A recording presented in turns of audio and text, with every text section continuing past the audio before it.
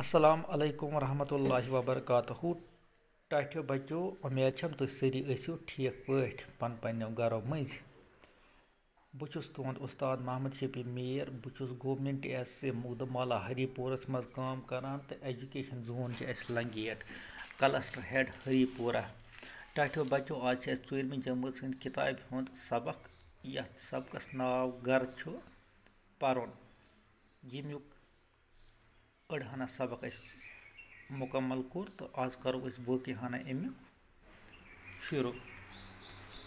टाठियो बच्चो शाल सह तो हापुत वनन मज गोफन अंदर रोजान दपान यू शाल बे सह तो हापुत यम हसा रोजान वन गो जंगल जंगलन मज बनावान गोफ तो पत्त तमने मज रोजान।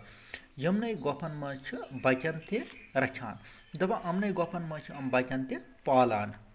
यम गोफ यहद गर अम गोफ गई इहद गर अम गोफ गई शाल सोन सह सोन तो हापत सोन गर।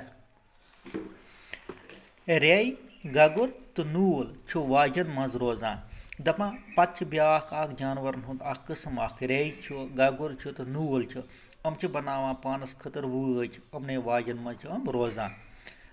तम पन्ने बापत जमीनस मज वाज खनान दपान अम करान रे गगुर नूल अम जमीनस मज खनान वाज।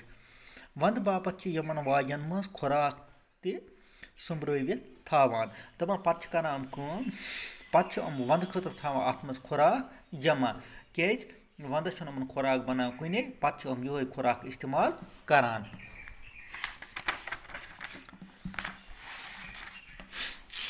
गुर रोजान तबीलस मज तो गुपन रोजान गानस मज दपान गुर रोजान तबीलस मज तो गुपन रोजान गानस मज।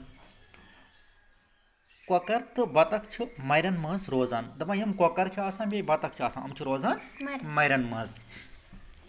पनुन गर तो अमुक ओंद पोक गई साफ थावन दपान युस पनुन गर आस बे अमुक ओंद पोक आस गई थावन साफ। सारी जू जत पन गर साफ थावान प्रथ कह जानवर या जानदार हम पन गर थावान साफ। लफज तो माने मुर कोकरन तो बतकन हज रोजन जाय। तबील गो गुरन हज रोजन जाय।